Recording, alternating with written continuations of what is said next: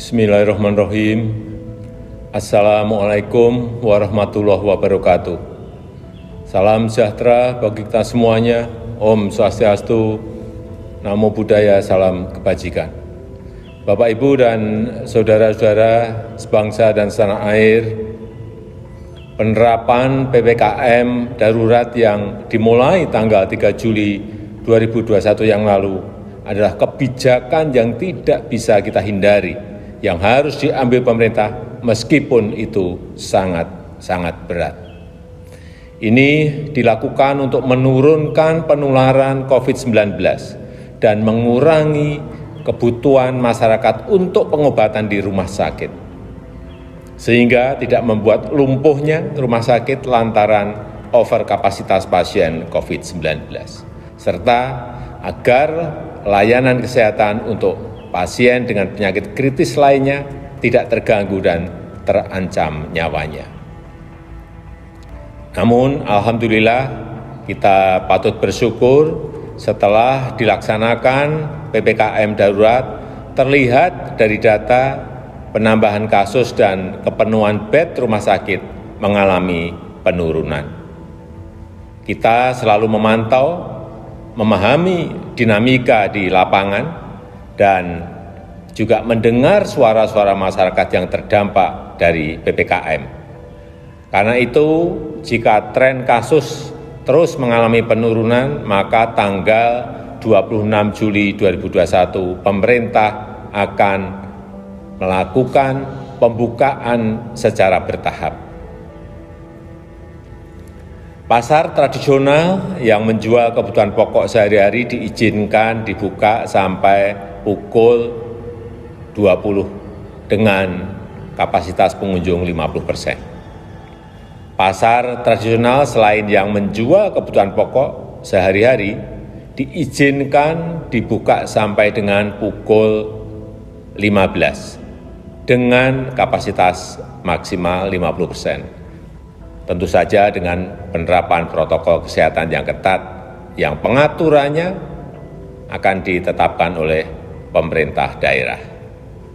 Pedagang kaki lima, toko kelontong, agen atau outlet voucher, pangkas rambut, laundry, pedagang asongan, bengkel kecil, cucian kendaraan, dan usaha kecil lainnya yang sejenis diizinkan buka dengan protokol kesehatan ketat sampai dengan pukul 21 yang pengaturannya teknisnya akan diatur oleh pemerintah daerah.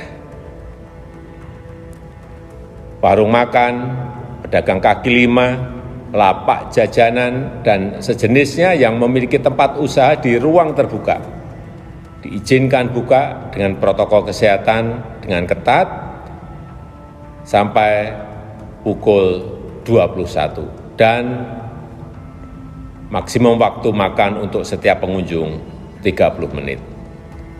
Sedangkan kegiatan yang lain pada sektor esensial dan kritikal, baik di pemerintahan maupun swasta, serta terkait dengan protokol perjalanan akan dijelaskan secara terpisah.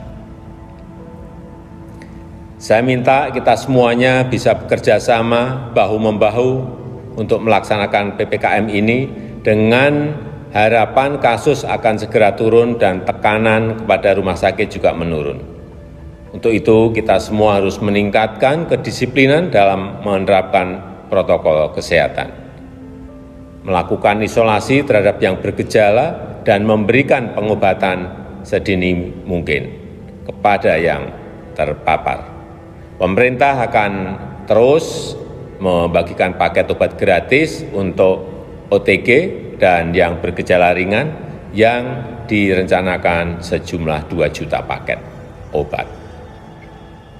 Lalu bagaimana bantuan untuk masyarakat yang terdampak?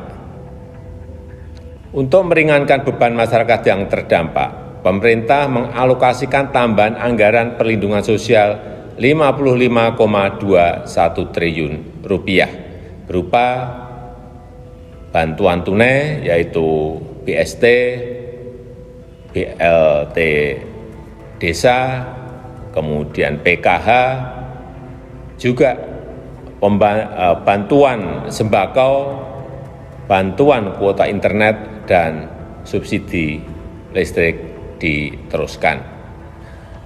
Pemerintah juga memberikan insentif untuk usaha mikro informal sebesar 1,2 juta untuk sekitar 1 juta usaha mikro, dan saya sudah memerintahkan kepada para menteri terkait untuk segera menyalurkan bansos tersebut kepada warga masyarakat yang berhak. Saya mengajak seluruh lapisan masyarakat, seluruh komponen bangsa untuk bersatu melawan COVID-19 ini. Memang ini situasi yang sangat berat, tetapi dengan usaha keras kita bersama, insya Allah kita bisa segera terbebas dari COVID-19. Dan kegiatan sosial, kegiatan ekonomi masyarakat bisa kembali normal. Terima kasih. Wassalamualaikum warahmatullahi wabarakatuh.